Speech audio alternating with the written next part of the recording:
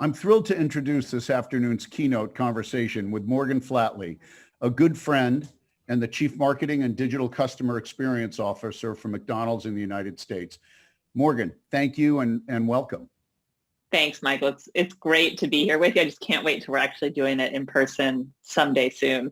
I'm sure hoping so. So Morgan, I want to kind of dive right in. It's so funny and opportunistic that you and I have a chance to chat today. For the better part of the last year, as I've been chatting with marketers and agency partners and the like around creative. The example I've used for this year has been quick service restaurants. And the reason I did that is, as you know, Morgan, I had a little history in quick service myself at another time in my life, being a multiple unit franchise operator in the chicken and the hamburger business at different times. So I have a little bit of experience here, not like you, but you'll understand my point in a moment. Historically, one of the things that quick service will always do is focus on beauty shots of food. It should be. That you're in the food business. Yeah. The examples I gave during this year was quick service restaurants weren't showing you at different stages beauty shots of food. They were showing you that which was so important to all of us and kept us going, and that was frontline workers and understanding the role that McDonald's, but the role of those frontline workers played, in terms of keeping everybody fed. Let's just look at basics. And there were cycles. We had the pandemic and everybody had to kind of go one way. And then as we felt like maybe we were starting to come out of that, we weren't, but it felt like we might have been in the spring, the George Floyd circumstance came upon us. And as we went through that cycle, and we're still going through that, and rightfully so, we had elections. And then we had another round of the pandemic really coming back. So sadly, in the fall and into the winter, you had to stop and start as a brand leader. How did that play out? It's so interesting that you start with, creative and, how brands like McDonald's were able to navigate creatively during the last 14 months. I never would have thought that the pandemic or the multiple pandemics that we've been through in the last 14 months would have helped us unlock so much creativity at McDonald's, but it really did. And, I think there are a few reasons. First, and I've talked about this a little bit before, McDonald's is a very operationally focused company. We're really good at thinking about how long does it take to get like a Big Mac built and handed out a drive-thru. And when we time that, we think about bends and turns and movements. But at times that can take us away from actually thinking about the customer. And there was so much anxiety and uncertainty week to week. I mean, I just think about a year ago, and we weren't sure if we were going to be better in a month, in 2 months. And as you said, we were right on the tails kind of leading into the murder of George Floyd. That it forced us to actually put the customer at the center of everything we were doing more than we ever have. So, we would be getting weekly updates on customer sentiment in terms of safety and mobility and how they were thinking about our brand and how they were thinking about the COVID crisis and, were they going to go out to eat again? So it put this customer at the center of everything we're doing. But the second point, which I think you were kind of alluding to, was, I joined McDonald's about 4 years ago, and I came because I wanted to help build the brand and drive great creativity and drive this customer connection. But we were in this habitual routine of flying food, of showing delicious food. Sometimes we would add a price point, but we had gotten into this cadence of the retail calendar, and it was really hard to break. And I think what COVID also allowed us to do is we broke out of it. I mean, for McDonald's, in a way I would have never dreamt. And we broke out of it and we really started leading with the customer emotion and what did they want to hear from our brand. So you mentioned frontline workers. We did a program around what we called thank you meals, giving away over 12 million meals to frontline workers, which was incredible. And we had full support across every single restaurant to do that program in the heart of the pandemic as a way to really acknowledge and give back and show how much we care. So it broke us out of the cycle, and then it allowed us to unlock creativity, I think, in ways we haven't been able to before, because we had this great kind of sensitivity to consumers and how they were feeling. And then we had kind of blown up the traditional cycles we were in terms of flying food and price points, as you were saying. So, I mean, it's been an challenging year, emotionally challenging, physically challenging, mentally taxing, hard on businesses, hard on people, but it has unlocked creativity, I think, in ways none of us would have expected. Absolutely. It's so interesting you said that. I read a quote this weekend, or not this weekend, but recently, actually, that not of all people, because she's entitled to have a great quote as well, Ellen Burstyn, the actress, Academy Award winner. I'm sure you're aware of Ellen Burstyn. Yeah. And she was talking about motherhood. And she said, first, you have to be a verb or do the act. It starts as a verb and it becomes a noun. So you have to demonstrate motherhood to be considered a mother. Yeah. And, I thought of that because it applies to so many different things in life. We've all talked about purpose-driven marketing, and McDonald's has always had a core principle of purpose-driven. I think whether it's, just Ronald McDonald House or McDonald's in general, I think of McDonald's as a company that was purposeful in its marketing and its messaging. And so it's one thing to say you want to be that. It's another thing. So you actually have to do it. The verb becomes a noun. You don't just say you're purposeful. You have to be purposeful to become purposeful.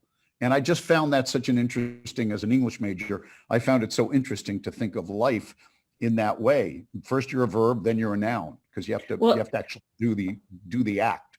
I think for all of us who are, running businesses, running marketing departments, you have to create a space to do it too. And you can be on the treadmill and you can keep talking about the noun, but until you create a space to actually do the activity, you don't actually get to be the noun, to use your quote. And that's what we found, is this space to do the purpose marketing, the purposeful marketing that we needed to do and wanted to do as a brand. And the permission, because the consumers expected it. And yeah, do you still want to surprise and delight a consumer? Of course you do. I've always been a believer, Morgan, in the serendipity of marketing. We all spend so much time looking for the right message at the right time on the right device to the right consumer in the right context. That's all well and good. And we all know that targeting makes a big difference.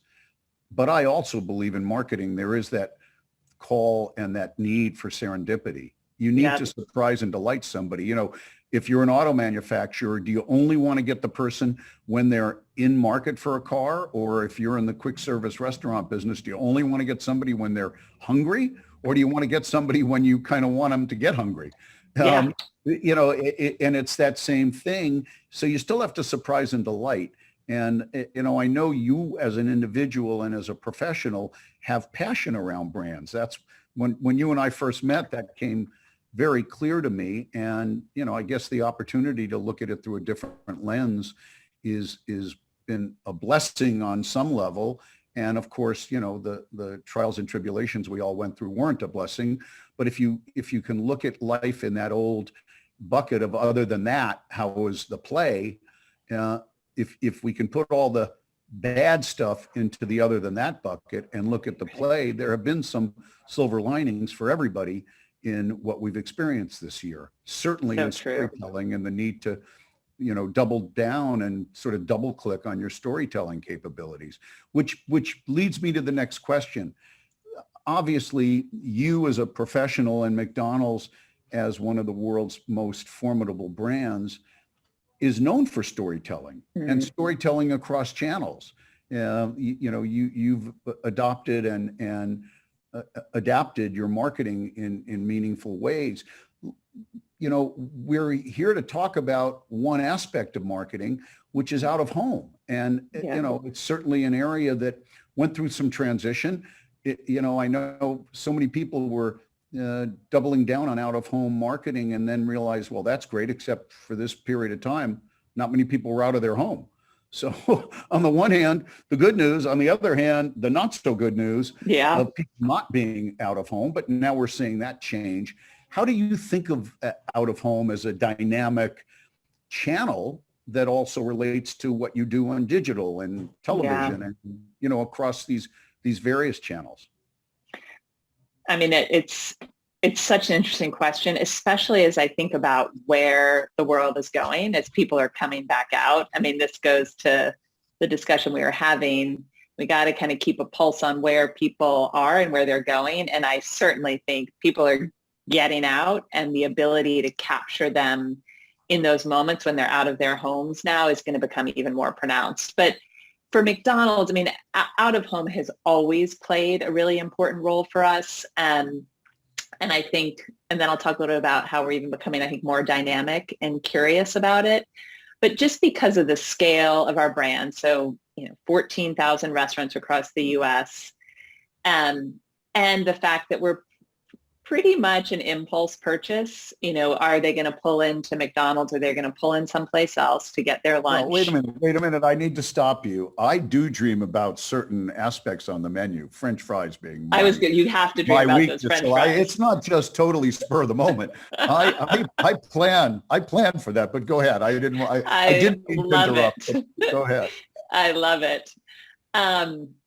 So, because of that, because for most people, other than, maybe a handful, we do tend to be quite impulse.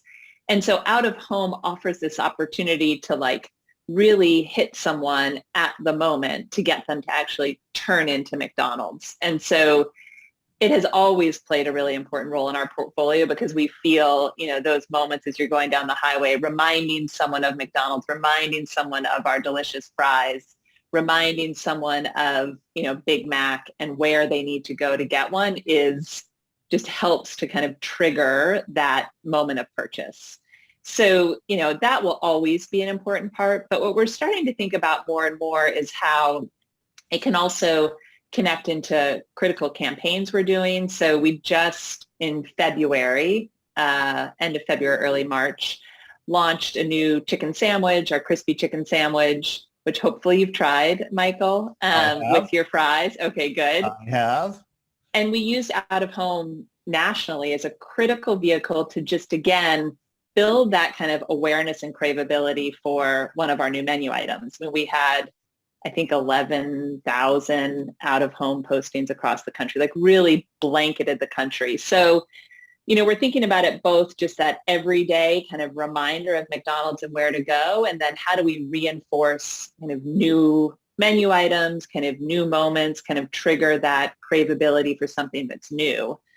But the other piece that I think is going to be really interesting as we start to get back to normal, whatever that is out of home for us will start to allow more and more of a way to deliver a personalized message, kind of because of digital connectivity. How can out of home allow us to deliver much more personalized messages kind of at that point of purchase? And how does it help, is the way we talk about mobile now, how can out of home, when someone's in their car, help to deliver that personalized message and kind of shorten that purchase cycle and kind of drive people into the restaurant? So, as I, with our media partners and my leadership team, are thinking about the future, I think we're really intrigued with kind of the evolution of out of home to help shorten that purchase cycle and kind of drive customers at that moment of truth to pull into one of our restaurants. Well, it's so interesting because the data capabilities and the digital aspects of what out of home is capable of doing today plays so well into your own background, Morgan, with digital being very much in your title and understanding, look, we're at a point in time that everybody's looking at what this new world is going to be like relative to cookies and relative to the privacy discussions that are going on right now. We've had Apple introduce their new operating system, and it's going to be interesting to see how local SMBs and, McDonald's obviously is not a small and medium-sized business, but every restaurant of the 14,000, I think you said, in the United States, they're small businesses in their neighborhood. They are local. They are SMBs. Yes, they're part of a larger system, but nothing more local than your local McDonald's. And I also think that's like that local, especially for our brand, because there's like local pride, local ownership that's tied to that local restaurant owner. And then there's the big mega brand, McDonald's. And the other piece, and out of home can help connect both in terms of a media vehicle. And then the other piece that's on my mind, and I'm sure, Michael, and all the conversations you're having and many people, who are listening, is as we think about brand safety, and as we think about brand responsibility, out of home can also play into that. And it's a very simple, very safe place to deliver a message with a lot of ability for, the CMO at McDonald's to control that placement, but yet still drive this localization and this connectivity at the restaurant level. So I just think there's a lot with the opportunity that's going to be existing for big brands and for little brands in terms of the out of home space. And Morgan, that's so spot on, because again, you have to think, I don't want to say globally, but of course you do, but you have to think domestically, globally, the full United States, but you have to act locally because, to your point, it was Bates Advertising back in the day. And I found this out the hard way because I said in an article about 25 years ago, my view is I was expanding my media agency back then to a global remit, said that famous line of think globally, act locally. And I thought that was just a turn of a phrase. It was actually owned by Bates Advertising. They actually trademarked it, and I got a cease and desist letter back. Did you really? I thought that was like mom and apple pie. That just was an expression. I didn't realize somebody owned it. But you have to do that. And again, you don't have to think globally or intergalactically, but you have to think of the lower 48, I guess, and how that impacts nationally. But local is where you live, because your businesses are all, as I say, local. Morgan, as you look at the marketing mix, and you've got strong media partners across McDonald's, when you look at the marketing mix, do you see it changing much? Do you see, I don't want you to give anything away. We're in upfront season here pretty quick, but do you see television, linear television becoming less of a percentage of your mix, with digital and out of home and other things, taking on a larger share? Yeah, I'm sure I will get myself in trouble for giving away plenty. I'm never good at not just shooting straight.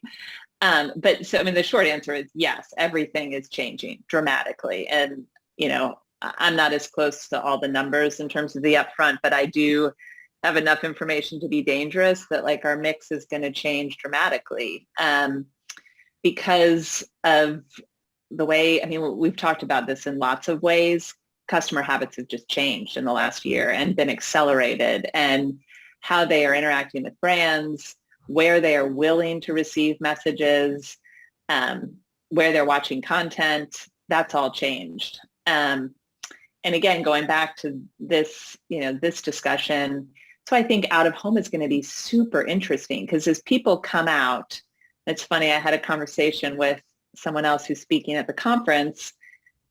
As people come out of their homes, there are only a handful of places where they're going to be really kind of an engaged, captured audience. And it's predominantly in their car when they're walking around the streets.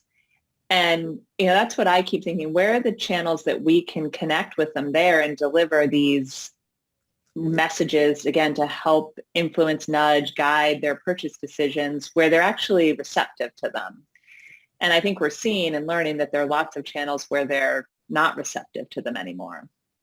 Well, did I dance around that a little bit? Yeah, no, you did great. I think you've avoided calls from any of the networks on that That's one. what was going through my head. And if they call you, just tell them it was my fault. I will. I definitely I get a will. special pass from them sometimes, and I don't want to get you in trouble because I'm so appreciative of you spending the time with me today. But Morgan, as we wrap, if you looked out over the balance of this year, which, look, there are three words that I think have dictated the market over this past 14 months. Those three words were, from a marketer's perspective, uncertainty; from a publisher or a seller's perspective, the need for flexibility, so flexibility; and for all of us, the absolute imperative of being able to pivot. So, marketers have been uncertain. Therefore, as a buyer, sellers have to be flexible as a result of that. But all of us have to be prepared to pivot kind of on a dime. Totally. We're feeling good, then we're not. We're feeling bad, then we're feeling good. Right now, my sense of the world, and again, this is one reporter's opinion. I was in New York a couple of weeks ago, and contrary to popular belief, New York is not gone. It's got to come back. It's making its way. It's struggling. It's a large ship to turn around. Los Angeles seems to be a little more open. We have the benefit of weather and all of those things. I'm curious about Chicago just as kind of a middle point in the country. But, the desire for everyone is to get back and get out and get back to whatever that normal is. Yeah. Your sense of what we have in store from a marketing perspective over the next 6 months as we kind of roll through 2021, you feel like there's the upswing that we're seemingly feeling? I do. I really do. I mean, I'm so optimistic, and I'm sure there are going to be a bunch of curveballs thrown our way, and to your language, we'll need to pivot, I'm sure. But I think we've learned so much as marketers and as an industry and as human beings over the last 14 months that, like, the other word I was going to add is resiliency. Like, we've learned how to be so resilient and how to find the positivity. And we've learned how to navigate this, that it makes me so optimistic about the next 6 months, because I think all of this is going to pay off, and we're going to be better, stronger, faster, and really driven by great creativity and customers and what they need, and by brands in the balance of the year. So I'm excited. That's the goal. And I can tell you one final thing, Morgan, as we wrap. I get to do the best kind of research. I look at it through the lens of the 6 grandchildren that I have, and I'm watching them go through this. Yeah. The best learning you can imagine is to look through the lens of, a child and So see how true. they're adjusting and how they're adapting. And that gives me reason to be hopeful and optimistic, because through the eyes of children, you see the future. So Morgan Flatley, I want to thank you for being adapting and being flexible and being a brilliant marketer. And for me, most importantly, a great friend. Well, Michael, thank you. It's so good to see you. And I can't wait until we're face to face and doing this over some fries. My treat. There you go. Morgan, thank you very much. It's great to see you. Take care.